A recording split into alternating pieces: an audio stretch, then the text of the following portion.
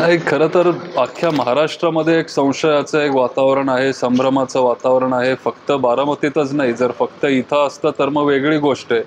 पण अख्ख्या राज्यात जे मोठे मोठे दिग्गज आहेत, कधी न हरणारे नेते, ते तिथं हरलेत.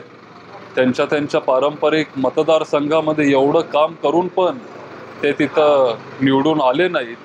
आणि नक्की हे का झालं, आणि जर सुप्रीम कोर्टाने हा अधिकार आम्हाला दिला आहे, साधारण 5% आपण बूथ चेक करू शकतो, 5% बूथ आपण रिचेकिंग करू शकतो, आणि जर हा अधिकार आम्हाला दिला असेल एक नागरिक म्हणून, तर मग ते चेक करायला काय हरकत आहे? अजित पवार असं म्हणतात की लोकसभेच्या नंतर 5 महिन्यात जर लोकांनी जर त्यांचा निकाल बदलला असेल तर आम्ही काय करणार, लोकांची भावना कसं बघताय बघतो? नाही, ठीक आहे, शेवटी जर खरंच लोकांचा तो कल असेल तर मग तो स्वीकारावाच लागेल. पण नक्की ते का झालं, कशामुळं झालं, कुणामुळं झालं, याचा पण अभ्यास आपण सगळ्यांनी केला पाहिजे.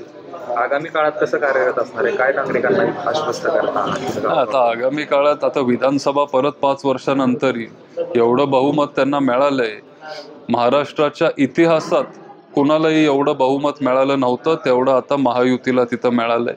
पण आता लगेच आपले कारखान्याच्या निवडणुका येतील, पंचायत समिती, जिल्हा परिषद, जे काय आपले स्थानिक स्वराज्य संस्थेचे जे काही निवडणुका आहेत ते सगळे येतील. सगळी निवडणूक ती वेगळी असते आणि त्या पद्धतीने आम्ही लोकांपर्यंत पुढे जाऊ. काकांचं अभिनंदन केलं?